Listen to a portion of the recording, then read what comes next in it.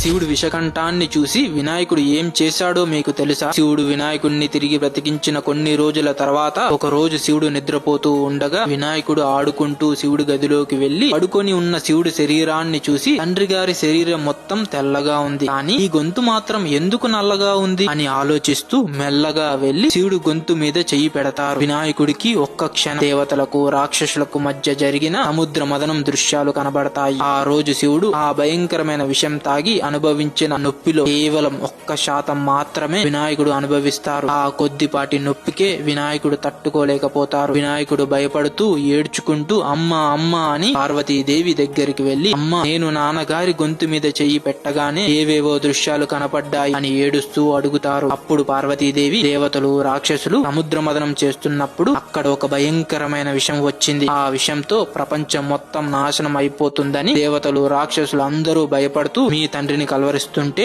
ఆయన ఏమీ ఆలోచించకుండా వెళ్లి ఆ భయంకరమైన విషాన్ని త్రాగారు. అయితే ఆ విషం మింగేస్తే మీ తండ్రికి ప్రమాదం, అలా అని విషం బయటికి వదిలేస్తే మొత్తం ప్రపంచానికే ప్రమాదమని ఆయన గొంతులోనే ఆ విషాన్ని ఆపేశారు. అందుకే మీ తండ్రికి గొంతు మీద ఆ నల్లటి మచ్చ ఉంటుంది. ఫ్రెండ్స్, ఓం నమః శివాయ అని కామెంట్ చేయండి.